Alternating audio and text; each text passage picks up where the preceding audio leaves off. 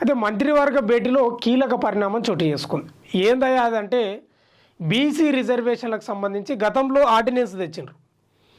Ordinance governor దగ్గరికి పోయింది, governor నుంచి రాష్ట్రపతికి పోయింది, అది ఆన్నే ఉంది ఆ బిల్లు. ఇట్లా కాదని అంటే 9th షెడ్యూల్లో పెట్టడానికి ప్రయత్నాలు చేసింది, అక్కడ కేంద్రం ఎట్లా ఉలుకులేదు పలుకులేదు. ఇట్లా కాదని నిన్న ఒక జీవో తెచ్చే ప్రయత్నం చేస్తున్నారు.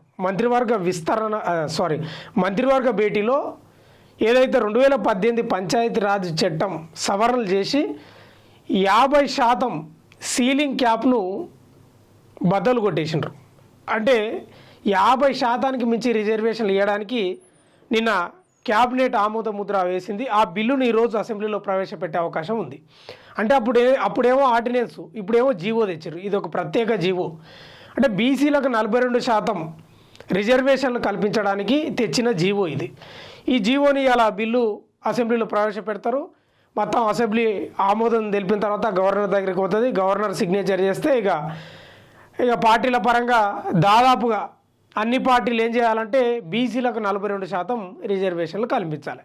ఇంతవరకు బాగానే ఉంది.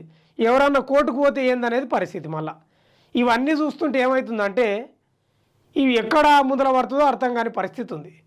మనం అప్పుడప్పుడు చూస్తుంటే ఊర్లల్లో మన తలుపులకు కానీ గోడలకు కానీ ఓ శ్రీ రేపురా అనేది, నీవు రోజు చదువు ఓ శ్రీ రేపురా అనేది ఉంటుండే. ఈ స్థానిక సంస్థల ఎన్నికలు కూడా ఓ స్థానిక సంస్థలు రేపురా, ఓ లోకల్ బాడీస్ రేపురా అన్నట్లే ఉంది. అంటే చట్టబద్ధంగా కల్పిస్తామన్న కాంగ్రెస్ పార్టీ ప్రభుత్వం ఢిల్లీ పోయి ధర్నాలు చేసింది, దరఖాస్తులు ఇచ్చింది, దఫ్తర్లు ఇచ్చింది, శాలువాలు కప్పిండ్రు, అన్ని కప్పిండ్రు, ఏది కాలేదు. ఆ జంతర్ మంతర్ దగ్గర ధర్నా ఉతదైనాయి అన్నీ. ఇంకా లాభం లేదని వాళ్ళు ఈ నిర్ణయం తీసుకున్నారు.